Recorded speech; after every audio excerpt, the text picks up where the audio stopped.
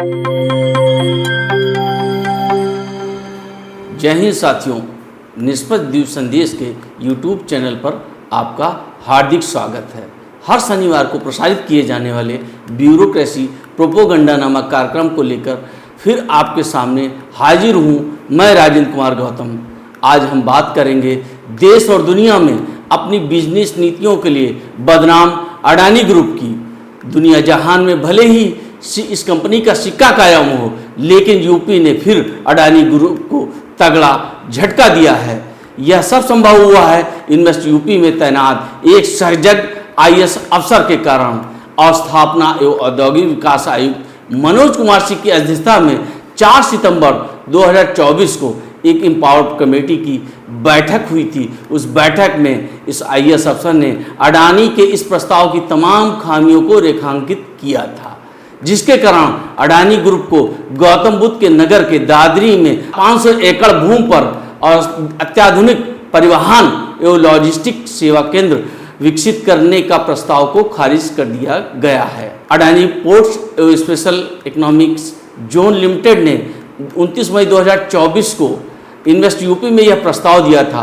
इस प्रस्ताव के जरिए परिवहन एवं लॉजिस्टिक सेवा हब, ट्रक परिवहन सेवाएं, रेल परिवहन सेवाएं, branded and branded warehouses, cold storage, भंडारण सेवाएं, बंदरगाह तक सेवा, खुले भंडारण, cargo, auto yard, freight handling, cargo clearance सेवाएं और वेयर हाउस की सेवाएं प्रदान की जानी थी। जबकि इस प्रोजेक्ट पर अडानी ग्रुप ने 5,554 करोड़ रुपए निवेश का दावा किया है। औद्योगिक विकास विभाग की मूल्यांकन समिति ने एफडीआई नीति 2023 के प्रावधानों में वेयर हाउसिंग, लॉजिस्टिक एवं निजी औद्योगिक पार्क के तहत प्रोत्साहन के लिए प्रतिबंधित है। ऐसे में अडानी ग्रुप का यह प्रस्ताव प्रावधानी व्यवस्था के अनुरूप नहीं पाया गया। यूपी की एफडीआई नीति 2023 के तहत अडानी ग्रुप को गौतम बुद्ध नगर के दादरी में 500 एकड़ की जमीन पर फ्रंट एंड लैंड सब्सिडी का प्रस्ताव पात्रता स्वीकार योग्य नहीं पाया गया। इन्वेस्ट यूपी के इस झटके से अडानी ग्रुप में हड़कंप मच गया है। इस संबंध में इन्वेस्ट यूपी के सूत्रों का कहना है, इन्वेस्ट यूपी में तैनात 2016 बैच के एक युवा आईएएस की सजगता के चलते यह प्रस्ताव प्रवान नहीं चढ़ पाया। जबकि औद्योगिक विकास आयुक्त समेत कई आईएएस अफसरों ने अडानी के इस प्रस्ताव को पास कराने के लिए अपनी प्रतिष्ठा का विषय बना लिया था। युवा आईएएस पर दबाव भी बनाएगा, लेकिन अडानी के प्रस्ताव में तमाम खामियों के कारण हरी झंडी नहीं मिल पाई है। मजबूरी में औद्योगिक विकास विभाग के आला अफसरों ने अडानी के इस प्रस्ताव को खारिज कर दिया है।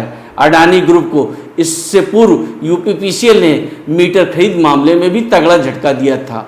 इस संबंध में इन्वेस्ट यूपी के एसीओ प्रथमेश कुमार और सीईओ अभिषेक प्रकाश और औद्योगिक विकास आयुक्त से संपर्क किए जाने पर भी प्रतिक्रिया नहीं मिल पाई है। साथ ही अडानी पोर्ट्स एवं स्पेशल इकोनॉमिक जोन लिमिटेड के अफसरों से संपर्क किए जाने का प्रयास किया गया, लेकिन सफलता नहीं मिल पाई। अफसरों के इन दावों और इरादों के बीच इन सवालों के साथ आपसे विदा लेता हूं। फिर आपसे रूबरू होऊंगा ब्यूरोक्रेसी के नए प्रोपेगेंडा कार्यक्रम के साथ। आपसे विनम्र अनुरोध है, निष्पक्ष द्वीप संदेश के YouTube चैनल को लाइक और सब्सक्राइब कीजिए। जय हिंद, जय भारत साथियों।